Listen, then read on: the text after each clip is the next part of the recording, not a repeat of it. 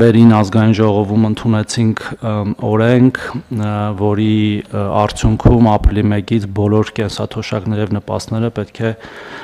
վճարվեն անկանխիկ եղանակով եւ այս կառավարության որոշումներով, որի լիազորությունը ունենք այդ օրենքով, ըստ էության կարգավորում ենք այդ ամբողջ գործընթացը։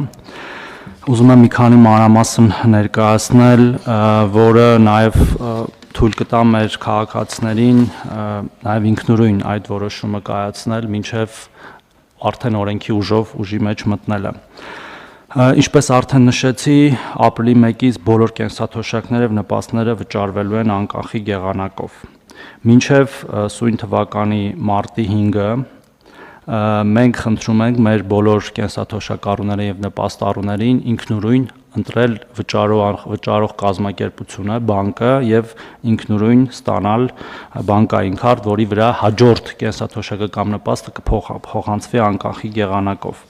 Եվ եթե դա մինչև մարտի 5-ը տեղի չունենա, մենք դա անելու ենք ավտոմատ եղանակով։ Այսինքն, քանի որ կլինեն քաղաքացիներ, որոնք որ եւ օբյեկտիվ եւ միգուցե նաեւ սուբյեկտիվ պատճառներով դա արած չեն լինի, մեզ անհրաժեշտ է լինելու նաեւ բավական ժամանակ, որպեսզի երբ որ այդ ընտրությունը կատարվի, մենք կարողանանք քարտերը առաքել տուն։ Եվ նորից խնդրում եմ դա մարտի 5-ը մինչև անել այն քաղաքացիներին, որոնք դա կարող են անել ինքնուրույն, եւ մենք տեսնում ենք, որ դա արդեն տեղի է ունենում, հարգելի գործընկերներ, ուզում եմ մի թիվ հնչեցնել։ Մենք դեկտեմբերի սկզբին, որ այս խոսակցությունը նոր սկսվեց, անկանխիկի ամբողջությամբ անցնելու, եւ եթե չեմ սխալվում, հենց կառավարության նիստին ունենք մոտ 50,000 քաղաքացի, ով ստանում էր կանխիկ եղանակով կենսաթոշակներ նպաստները, եւ մենք այսօր առավոտվա դրությամբ ունենք 21539 քաղաքացի, այսինքն այդ 30,000 մոտ քաղաքացիներ ինքնուրույն արդեն անցել են անկանխիկի դաշտ, եւ օրական մոտ 1000-1500 քաղաքացի դեռ շարունակում են ինքնուրույն անցնել, եւ ես դրա համար եմ նաեւ կոչ անում, որ դա մեր քաղաքացիները անեն ինքնուրույն եւ ընտրեն իրենց նախընտրած բանկը։ Սա ինչի եմ հատուկ ասում, որովհետեւ մյուս դեպքում ավտոմատ է լինելու ընտրությունը, այսինքն համակարգի միջոցով, պատահականության սկզբունքով, հաշվի առնելով որոշ պարամետրեր, այդ ընտրությունը կատարվելու է համակարգի կողմից, որպեսզի որևէ մեկը ապրիլի 1-ի դրությամբ զրկված չլինի իր կենսաթոշակը կամ նպաստը ստանալու իրավունքից։ Դրանից հետո ընտրությունը ավտոմատ կատարելուց հետո մարտի 5-ից մինչև ապրիլի 1-ը մենք ապահովելու ենք քարտերի առաքումը սուրհանդակային ծառայության միջոցով, տարբեր տեսակի ծառայություններ կարող են լինել կամ բանկեր, որ իրենք են պատրաստական դա անել, կամ բանկեր, որ մեր միջոցով դա կարվի, հիմա նաև այդ բանակցությունները շարունակվում են, եւ մինչև ապրիլի 1-ը հնարավոր չի լինելու փոխել վճարողին, այսինքն եթե բանկը ավտոմատ ընտրվել է, ապա մինչև ապրիլի 1-ը հնարավոր չի լինելու փոխել, որպեսզի սահուն անցումը կատարենք։ Ապրիլի 1-ից հետո ընդհանուր կարգով հնարավոր է արդեն քաղաքացին կարող է ինքնուրույն որոշել։ Եվ այդ առաքումից հետո արդեն հաջորդ կենսաթոշակը, որը վճարվելու է ապրիլի 1-ին, կենսաթոշակ եւ նպաստ կստանան քաղաքացիները իրենց քարտով։ Իհարկե գործընթացում մենք շատ խոչընդոտների ենք հանդիպում, ընդհուպ մինչև օրինակ քաղաքացիներ ունենք, որոնք չունեն վավեր անձնագիր, որը խոչընդոտում է նրանց բանկում հաշիվ բացել, եւ մենք մեր գործընկերների հետ աշխատում ենք, որ այդ հարցը լուծենք, ընդհուպ այցելում ենք մեր քաղաքացիների տուն, ինքներս ենք անում այդ գործընթացը, նույնիսկ նկարում ենք, նկարը տպում ենք, իրենց փոխարեն դիմում ենք, լրացնում, որ հնարավորինս սահուն տեղի ունենա, եւ այլ, ասենք, քաղաքացիներ կան էլեկտրոնային փոստի հասցե չունեն, քաղաքացիներ կան նույնիսկ հեռախոս չունեն անձնական, որովհետեւ, ասենք, օրինակ շատ մեծ տարիքի են եւ հաշմանդամություն ունեն իրենց ընտանիքի անդամներն էլ իրենց հոգում կարիքները, եւ այդպիսի նույնիսկ ինդիվիդուալ կերպով փորձում ենք այդպես անել, որ ապրիլի 1-ի դրությամբ որևէ մեկը զրկված չլինի իր կենսաթոշակը ստանալու իրավունքից։ Մի բան էլ եմ ուզում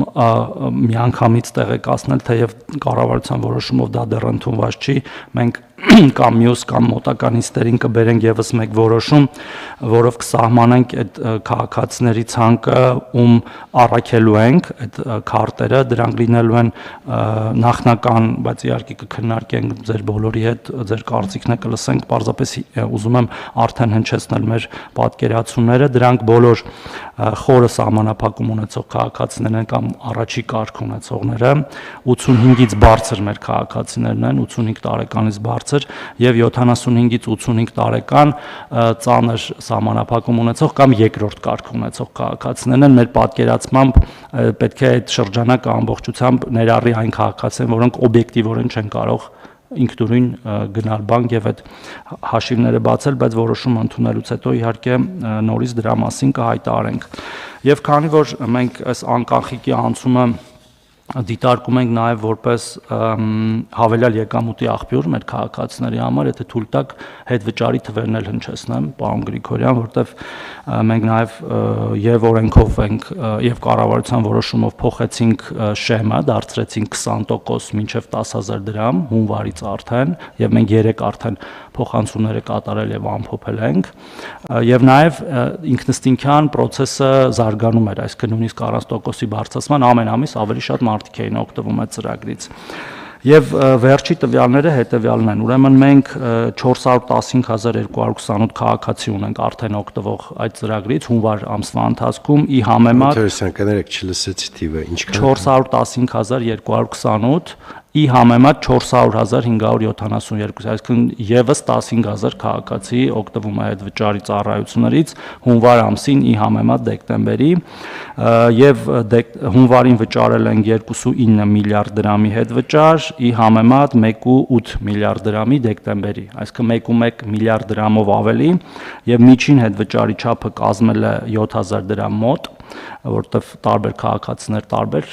կերպ են, ասենք, առևտուր արել եւ իրենց ի սկզբանե թոշակներն տարբեր են եղել, բայց գիտենք, որ յուրաքանչյուրի դեպքում լիմիտը 10,000-ն է եւ շատ քաղաքացիներ հենց 10,000-ը ստացել են, ի համեմատ նախկինի 4,400-ի, այսինքն դեկտեմբերին միջինը 4,400 էր եւ եթե միջինով զուտ համեմատենք 2,600 դրամի աճ ունենք, բայց յուրաքանչյուր անձի պարագայում դա 4,000 դրամ աճ էր, այսինքն 6,000-ը 10,000-ի դիմաց։ Եվ նորից խրախուսում ենք մեր քաղաքացիներին օգտվել անկանխիկ առևտրի եղանակից եւ իրենք իսկ իրենց ձեռքով ըստ էության բարձրացնել իրենց կենսաթոշակները եւ նպաստները մինչեւ 10,000 դրամի չափով 20%-ի սահմաններում իրենց կենսաթոշակից եւ նպաստից։